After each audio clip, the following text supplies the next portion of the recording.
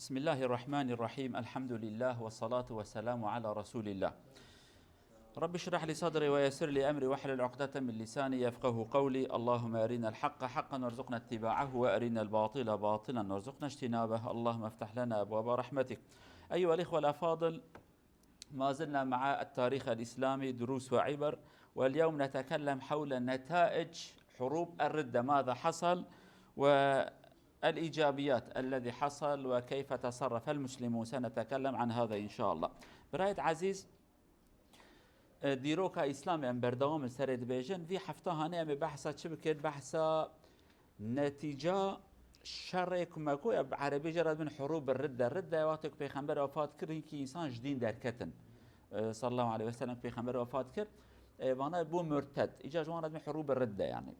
گروه کیجی گوتن هم زکات نادن گروه کیجی گو زکات دی نفرزه يعني وانا تفکت نافه وان قبیله و عشیره ایجا ابو بکر کبو خلیفه خدا جرازی به دولتي قاس كون بكم وقانون ورا تطبيق كرن بكيف عملتهن ولا جدين درتم جدين درنايم لما يشتكم روجي ناقرم فياناكم فيان لا قانون دولتي قرا حرمت اي ورق قرتن اجا شرع قداس فكرن ده حفتا بري ما بحث كدوان شرع هاني ده نتيجه وچ فايده جديده انا بحث يكون فايده وچبو يعني. طبعا الفائده الاولى الذي حصل بعد الحرب القضاء على التمرد كما نقول والردة. الدولة في العادة لا يقبل الشذوذ أو المقاومة أو الاعتراض أو التفرقة أو عدم الاحترام للدستور والقانون. الدولة لا يقبل هذا، فلذلك هاجم أبا بكر رضي الله عنه مع الصحابة عليهم. أولا نصحهم دعاهم، وبعدما يمتنعوا حاربهم. فأولا القضاء على التمرد، فأصبح التمرد منتهيا، خلاص تاب الناس، الذي قتل والذي تاب عاد إلى الدين عاد. فأولا القضاء على التمرد والفلول الذين قالوا لا نقبل هذا ولا نقبل هذا، فانتهى هذا الأمر. فايدة أول او پرچبونا یا جیوان کل همبر زکات و همبر خدا درکتن پیغمبر انکار کرن او عود دربه کلوان هات خستن او صافی بو، یعنی ما دفتر وان گرت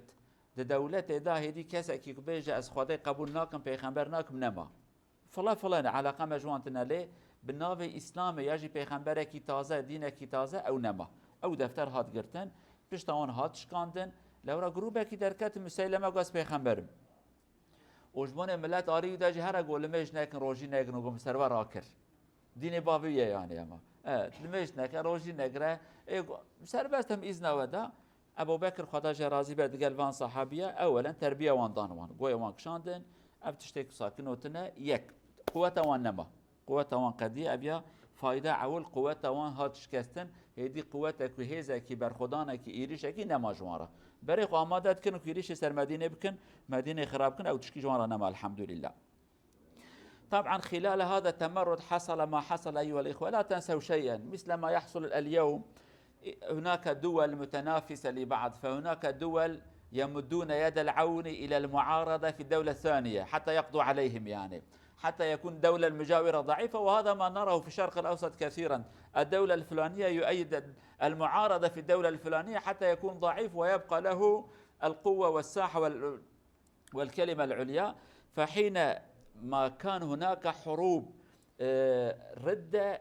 نرى الفرس من جهة ونرى الروم من جهة، كانوا يمدون القبائل الموجودة بحدودهم على المسلمين، يمدونهم بيد العون. وهذا أبا بكر كان قد رأى هذا وعد نفسه لهذا، فهذا كان شيء موجود. بعض الدول مدوا يد العون إليهم حتى يقضوا على الدولة الجديدة الذي ربما حسب عقلهم يكون منافس لهم، فقالوا نقضي على دولة قبل ما يولد الدولة. هذا كذلك كان لهم دور كبير حينما يمدون هذه القبائل بالسلاح وبالرجال وربما بالخطط العسكرية ليقضوا على المسلمين، فقضوا عليهم كذلك. هذا كان موجود عندهم. دمك في شرع هاني تشيبو تشتكي براد بيرا وداب مينه عادت دولتها هلاك دولتك كيش خده نترسه دبيجه دولتها جيران من برا ضعيف به قوت تدا چنه به دما کوبانا لهمبر اسلامی در کتن وان قبیله هانه روم عالی کدا فارس جالي كده اوان قبيله كنيزي كيوان وقوتنا بيغمبر قبولنا سلاح دانوان ظلام جوان راشان قو ببن يك ليخني بقدينن لو راد قوتن اف دولت اني بلا سريب نو دولتك كي تشدبه دنافا عربه دي منطقه هنا او دولت ابا بلا سريمن وكا ايروك دولات منطقه مدى او ساكنه تماشت كي ابي دولت هاني هنا كل همبر دولت درتن اف دولت هاني سلاح دفانا دبلي خنا كبر دولت ضعيف به مقصد نجبونه خدا مقصد ابرا قوات مبتني راب مينه يعني قبك فكره وانا يكبن اليكاريا معارضه دكن جبونه يكون دولت ضعيفه به اجا فاناجي تماشا كرند او كجرب عربي دبجن جزيره عربي او منطقه هاندا دنيرن واي تشتكي نوتشد به او يعني چبه الخشوان ناي مرفعه وان دانه برياك چبه قام خلاص كوني چوا خلاص بكن قو اي بيس ناك عولي امهرن وان قبيله هانه ابي سلاح بدن وان برأو هف صافي بكن واكا الشر نافخو ام بيشن شر نافخو وقتك چدبن جيران تالي كاريه تتكج بونت بريخ بوكشي تسمام يخ بوكشي ابياجي مصيبات مازنا لي الحمد لله اصافي بو النتيجه الثانيه الذي استفدناه او استفاده المسلمون من حروب الرده المنطقة توحدت المنطقة كما لو نقول باللغة العصر اليوم الجزيرة العربية توحدت تحت قيادة واحدة والقائد هو أبا بكر رضي الله عنه العاصمة يمكننا أن نقول المدينة المنورة الموجودون في الجزيرة العربية إلى اليمن تقريبا البحرين وهكذا ما يمكن أن نطلق عليه اليوم الجزيرة العربية توحدوا وهذا أصبح سببا للانزعاج للدول المجاورة في العادة الدول هكذا يعمل يقول فرق تسد فإذا توحدت الجيران يكون مصيبة عليك يعني طبعا أحيانا لا يكون مصيبة أحيانا يمنعك أن تستغلهم قوتك أحيانا يمنع العدو أو الجار من الاستغلال فحينما توحدوا هؤلاء فقالوا انتهى دورنا في هذه المنطقة لا نستطيع أن نلعب بهم وخصوصا الفرس كانوا يستغلون بعض القبائل ضد الروم والروم كانوا يستغلون بعضهم ضد الفرس فحينما توحد هؤلاء قطعوا الطريق أمام الطرفين فهذا كذلك من ناحية المسلمين شيء إيجابي توحد هؤلاء ولكن من ناحية الدولتين العظمتين شيء سلبي لم يعجبهم هذا الأمر وأدى هذا إلى الحروب في المستقبل وعليكم السلام فايدك هذا او ملتك ام جراد بجن يعني هريم عربي ام زمان انا جراد من هريم منطقه عربي بويك عربي ما وكم ملتي ما كردي انا يكيتي وانتنبو هر قبيله كلجيك هر يكي دولتك الجيك ياك لو هر يكي دولتك يبو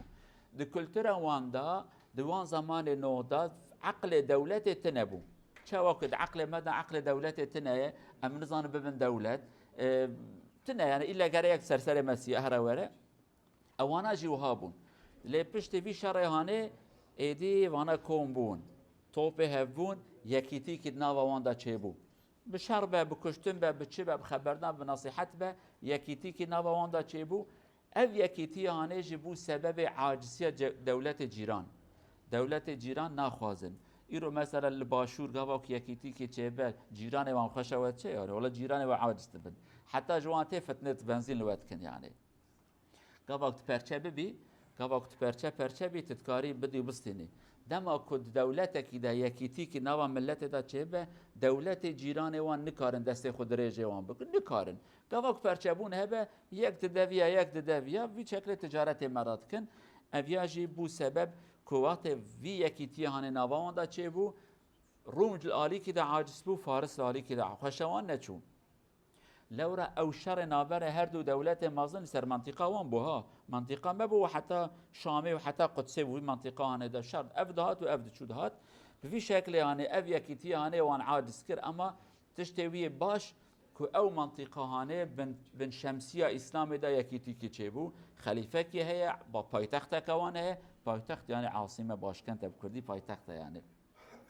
اف يكيتي اف جيرانتي اف دنگي هانه چوهف او جي تشتكي برمازن بو الامر الثالث قد ميز الله الخبيث من الطيب حينما حصل وفاة للنبي صلى الله عليه وسلم والارتداد فانكشف للمسلمين من دخل في الإسلام أو من كان مائلا إلى المسلمين للمصلحة ومن في الحقيقة دخل الإيمان في قلبه، حتى يميز الله الخبيث من الطيب. فحصل هكذا، فحينما حصل ارتداد وحصل محاربة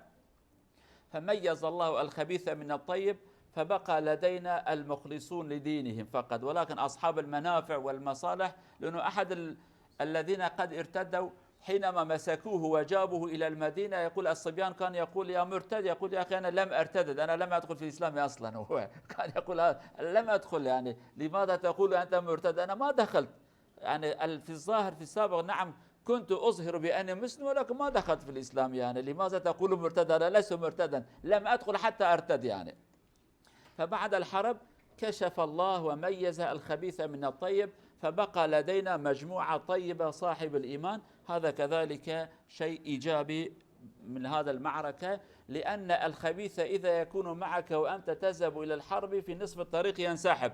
مثل ما حصل في غزوة أحد، مجموعة من المنافقين انسحبوا من أرض المعركة، وهذا سبب حرجا للمسلمين. فإذا أنت في مواجهة العدو وينسحب مجموعة من الجيش فهذا مصيبة عليك. فالله عز وجل أراد بالمسلمين خيرا، فهؤلاء ارتدوا، بعدما يرتدوا خلاص ميز الله الطيب من الخبيث. تشتكي دني دوی شر هانه دا باش و خراب جهف درکتن، بریا کوی شر چه ببه و یاجی پیغمبر اجل حیات بو قوت مسلمان زیده بو، قال لك إنسان كجبان منفعته خو كتن إسلامي هبون. عادتك هيك إنسان قبول جرام بكن في الدنيا هاندا، هناك إنسان لكو قوتها بالكلا كوانا، رش برش سبي بسبي لكو قوتها بالكلا كوانا. تماشات كي مثلا سياسات داجي، هناك الولايات ما مثلا مالبات هنا عائلة هنا كيجا بارتي أو يكمين به أو مالبات نافدايه. او چو یکادنی هات اف مالبات که لکاوی او چو یکادیت عیلی مالبات، یعنی رشته سپیته شینته کسته فلته مسلمانته جوانا فرق ناکه. هنک انسان جی بی شکلی هانه خدان نوا مسلمانه و گوتن امجی مسلمانن. لیدما که پیغمبر وفات کرد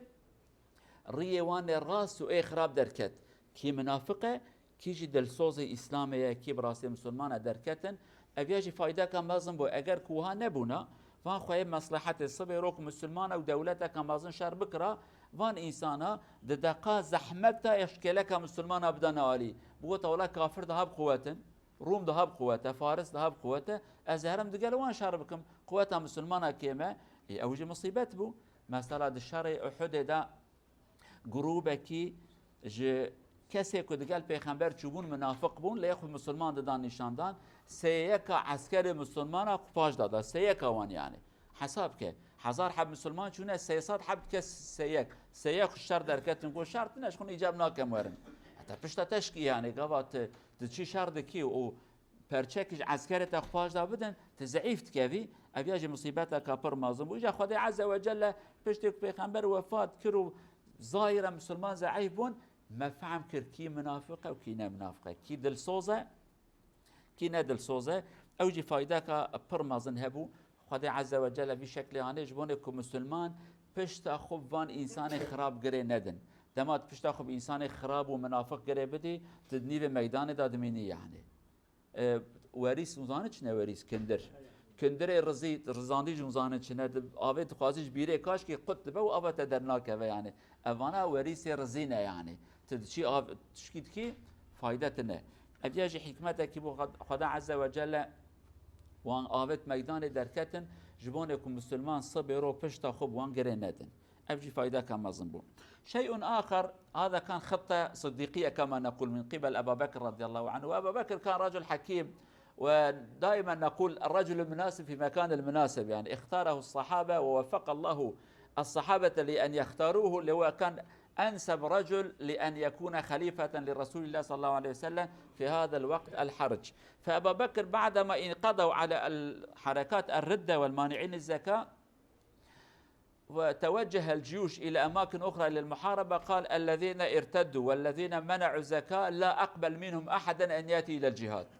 خليكم في بيتكم خلاص، لا أستغيث لا أستعين بكم، لأمرين. أولا حتى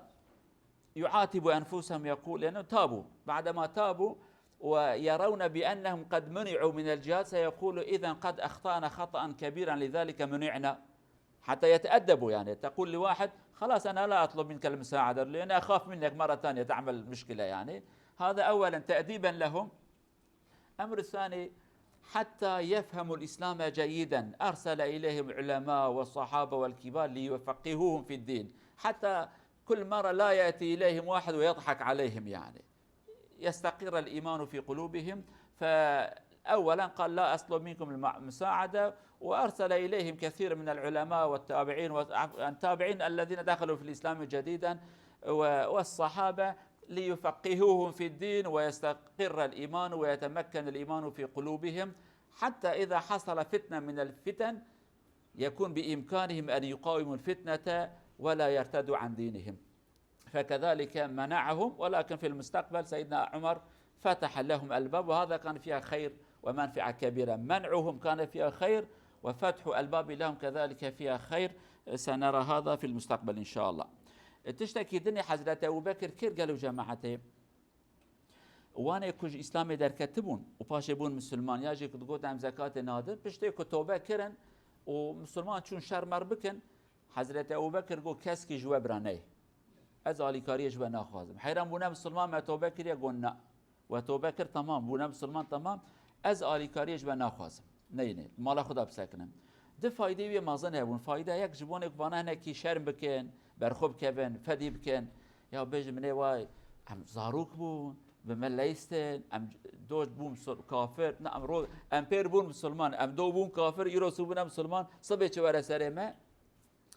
جوانه که اینکی فدی بکن. یعنی شیوان ور سر وان بکردی بجن برا دفن وام شوته. يعني اینه کی شرم بکن دفنال دیار بکر عالمات بجن پوزه وان يعني برای کی بشوته. يعني فدی بکن حیا بکن بجن ما شکر عیبوج مرا یک جبونه هنا کی برخوب که من فدی وان چه به هنکی تماشات کن هر کس شو اوت نچوی تماشا که ام پنج حبجی کنه سه حباره گوت ورد دو دوره گونا ونور نونینه چما و کیمانی کرگاوادی جبون ده فدی بکن. اواد دویا حکمتی وی حضرت ابوبکر نشت کوانا هرن گو برا وانا هنا کی اسلام که بدلوان ام هنا کی اسلام جوان را بیجن حقیقت اسلام برا فهم بکن بجهالتی نابه بنزانی نابه صبح روت سفتنا کی وره جاره کدی اجا صبح روک ابوبکر وفات بکه ایسا بن کافر نه ایرو نینه وان دا سکناندن عالم جوان آسان درسا دانوان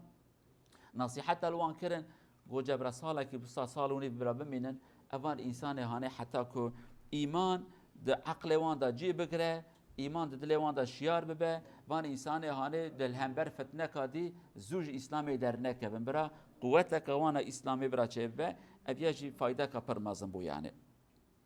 و زمان حضرت عمر ده حضرت عمر دری جوان را وکرگو کرم کنورن اجاوی وقتیجی فايده کا پرمازن دان مسلمانه. يعني اولی ضرر دانه حضرت ابوبکر وان دا سکناندن و گونا اجا او پوشمانی هانه او حسرت هانه فايده کا مازن داوان او در سکاتی. طبعا النتيجه اخرى ذكرنا قبل قليل الوحده، وحده المنطقه تحت رايه الاسلام. الآن حصل عندنا منطقة إسلامية لهم قائد، وهذا القائد يديرهم باسم الإسلام ودستورهم هو الإسلام، والآن أصبحوا في خدمة الإسلام. استقر الأمر هكذا في الأخير. هذا كذلك من نتائج الحروب. بعدما قضوا على الفتنة وعلى الشرك والكفر والردة أصبح لدينا منطقة مستعدة للدفاع عن الإسلام للمحاربة لينطلق منه إلى أماكن أخرى لإعلاء كلمة الله. هذا كذلك من نتائج هذه الحروب التي حصلت بعد الرسول صلى الله عليه وسلم. فإذا دنيكم أقويا يكيتي چبو إيجاد براسي يكيتي كي دوي منطقة هانيدا يكيتي إيماني. يعني أم بيج دولة إسلام نو چبو دولة إسلام چبو خليفي وهي قانوني وقرآن هدف وان خدمت دين خديه أف چبو دست مداهدين بریاوی اگر کوها چه بونا فتنه عنیق نیوی قبیله مسلمان نیوی نه مسلمان تنکاری شر بکی دولتا تا گره فکر وان یک به قانون وان یک به هدف وان یک به تجبون خودت کاری بکی به وی شر هانه منطقه کوی وقتانه ام ایرو جرات بجنی منطقه کو مسلمان تدا شر کرد او منطقه هدی خوی خبردان تدا مسلمانن خلیفه امت مسلمانه و هر باجار کیجی ابو بکر یکی کروالی گوتوالی وی منطقه توالی ورا وی دولت وی باجار خو امتکارم بهش وکا سیستم وکا فدرال اموها بهش وکا فدرال ون دولت خو بدن اداره کرن بفي شكل يعني جبونه الدولة ورا آوا کرن او بو زمین که مسلمان تیدا هرن شر بکن هیدی وی آلی دهرن وی دهرن ور دهرن اویا بو زمین شر که مسلمان جبونه خودت کاربن شر بکن. وكذلك من إيجابيات هذا بعدما توحدت المنطقة تحت راية الإسلام انطلق المسلمون من هناك لنشر الإسلام ولمحاربة من يمنع نشر الإسلام.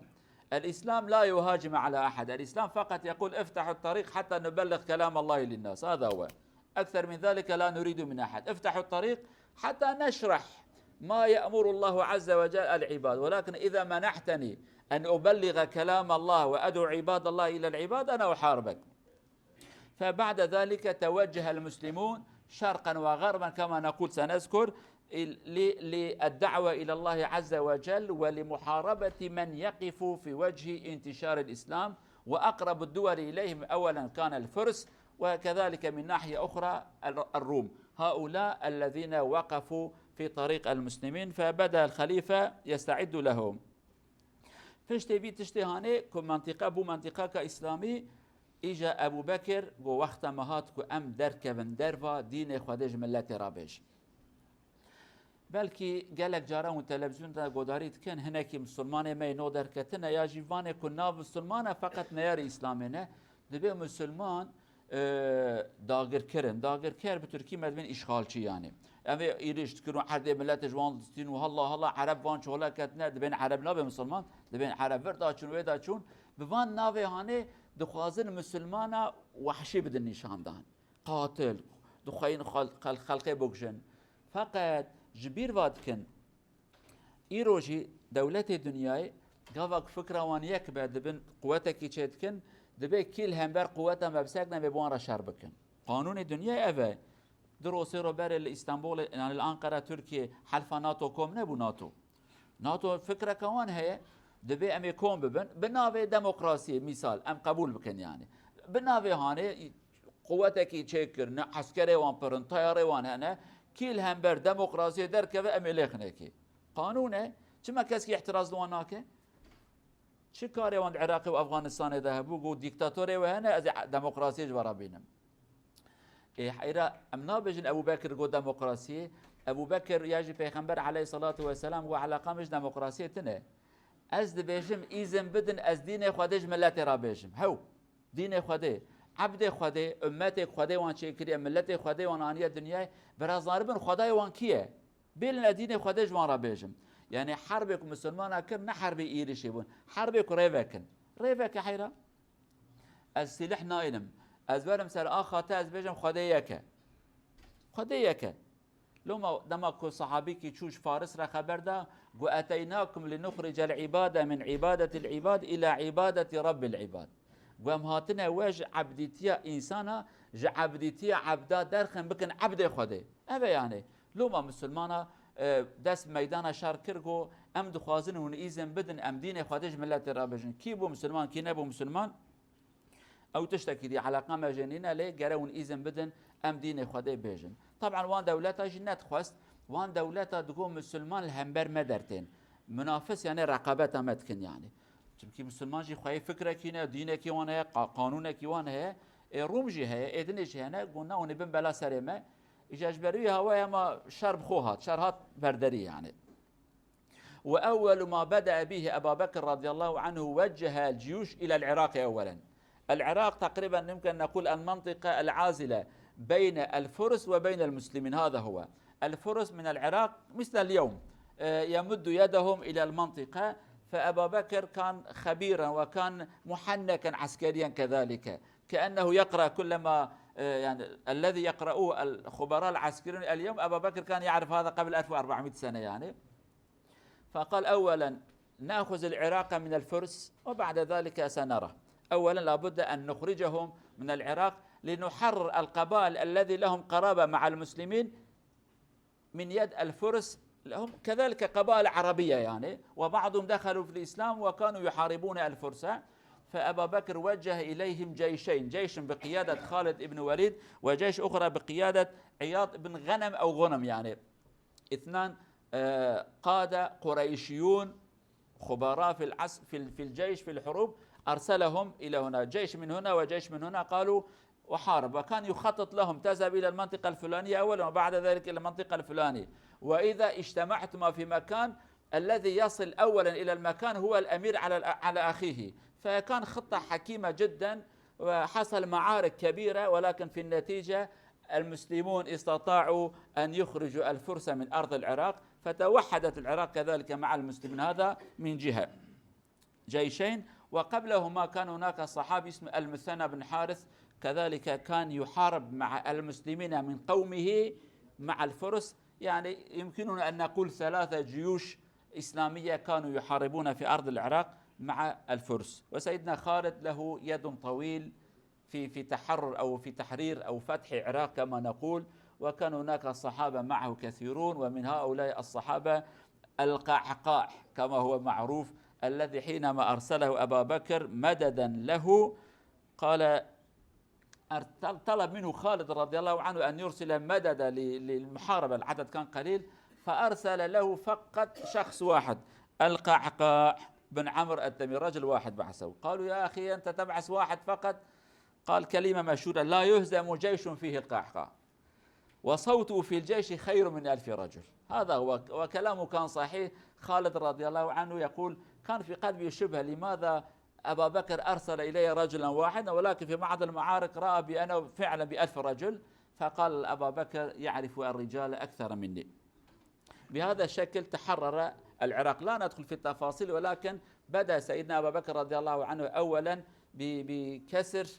أو تقليم الأظافر الفرس في الأرض العراق، وبعد ذلك أرسل مجموعة أخرى إلى أرض الشام. في الأسبوع القادم إن شاء الله سنتكلم. أبو بكر شكر لهمبروي ده هدف هبون، يا آلي روم يا جي آلي فارس، لأن أبي نزيكي كهجة بهفرة شر نكرنا، أو لبي جرمه هنكي قبيلك وببو مسلمان شر ذكرن. أولا دحب هيزي عسكري بآلي وانداشان، يك بسروقاتية خالد كوري وليد، يك جي عياض كوري غنم، يجي غنم فتحوا كسراوي ضماوي، يعني دحب عشان عياضي هاني ديار بكر جي فاتح كري، يعني بيرا ودابه أو يا وقت فتح ديار بكر أو بو بفي شكل هاني شاند لوي. لي أبو بكر دماغ مرفت ما شد كزاناكي وكا بروفيسور شرع أنا، يعني كأنه خريطة الفيشاوينة ها تفت خوينه أف منطقة وأف منطقة وأف منطقة. جي خالد راقو تهرى فلانجي دا تدور دوره، جي عياض راقو تدور دا واكينو وره، ون الفلانجي كوم ببن كي زوجيش لوي أو سروكه ور حاصله كلام درسك عجيب. ليه كان شر مازن دركتن مسلمان براسي زحمته مازن دديت، ولكن بشجاعته وانا زيده، بإيمانه وانا زيده، مسلمان دا أرض عراق دا بسركتن، يعني دبدا الحمد لله بسركتن، وقوتك دستي وان دستي فارس دا أرض عراق دا شكان وكا إيرو، يعني إيرو تشوكو أمناوي وان ظاهرا نبيجن عراقي قرتنو شون حتى يمن نسكنن، يعني في شكل يعني أبو بكر زانبو دقو وانا دبر دورن حتى ولا ناسكنن بيشيا وان دويدا قرت زانبو وان جناب عردكو عم بيجن قبيلة تدا عرب هبن وان در خصم على حدود إيران داشان دويدا بيش توان شكاند. يعني لي تشتكي خوش شيبو خالد وقتی کو شردکن جمارا وان کیمه مکتوبه کیش حضرت ابو بکر راشان کو آلیکاری جمرا بشینه، يعني حضرت ابو بکر یک حبکی بتنی جراشان نبی قحقاعه جرا حبکیشان هات گو کانه گو از هاتم تبتنی هاتی گو ولا مبتنی شاندی الله صحابیه جد به ابو بکر حتی مکتوبه جاز کریه گوتیه قحقاع بحزار ظلامیه بحزاريه او دنگ قحقاع بحزار ظلاميه او هيزاكو او عسكريكو قحقاع نابا واندا به مغلوب نابا. يعني خالد كري وليد حضرتي خالد بدرم دهر شبهه ابو اف قحقاع شيه ابي رستم اف قهرمانه ور حاصل دبي دلم دا شبهه كي هبو دشرع كده عسروك فارس دماكو عادات بري مغو مبارزه دغو مهبره شربكن جدي حب ظلامي خويا برجي هاتيرات وانا سو حسباس يارد وانا وقت طياره فرن، يعني دبي از ميدانش خالد بخوازم برا خالد ورا ازو يميل شر بكن وندار حل بحسبه ورن وي وقتي غالط غافل ورا قرتن، يعني هاي وجيتنا فقيره بنيتها كفاك چزانه بيا شيطاني كريه خالد بيا دركتم، يعني مشار كر خالد داوي عرض چوا داوي عرض، يعني هيجا بيشاخ نديتيه دورا 10 ظلام كومبون 10 ظلام وان فارس. خالد فقير بدهارة شرب في كابرارة شرب دبي حتى تماشا كر ولا قحقا دي جاري سريا كيفران جاري سريا كي راكر وار حاصل قحقا ده زيد اكتر دركت قوانا شيطاني يتكن قحقا جو حاضر كربو ايجابي شرطك او ميدان قدا والحمد لله حضرت خالد فلته وقحقا سريا وان صافيتك ابو بكر خالد بيجا من هيجا فهم كر ابو بكر باش انسان ناس كر زانبو کی چقاسا زانای و چقاسا میر خاصه به في شکل هانه عرض عراقي تمام بود اوج دست روم فارس درکت بو عرض اسلامی و ابو بکر خدای رازی بجی خالد راگو اسلام جوان را بیجه رحمل وام که نصیحت وام که دست خوی شفقت سری وام ده لو روانا گلک ظلمش فارس دیتنه آگهدار بیابه في شكل يعني وانا نزيكي بسلمان ابون طبعا خلال الحروب أبا بكر قد أرسل الرسائل إلى القادة وقال استوصوا بهم خيرا ارحموهم عاملوهم معاملة جميلة لأنهم قد رأوا الظلم الكثير من الفرس فليكن معاملتكم أرحم من معاملتهم حتى يتألفوكم وكان فعلا خطة حكيمة جدا حببوا أو أحبوا المسلمين ودخلوا في الإسلام فوجا فوجا إلى أن نلتقي في الجمعة القادمة ابقوا في حفظ الله ورعايته حتى حفتاتي أمانة خطاب ربي عالم سلامتي يبدأ إن شاء الله وظلام يقع عقاب كان نصيب مجي إن شاء الله أمانة خطاب والسلام عليكم ورحمة الله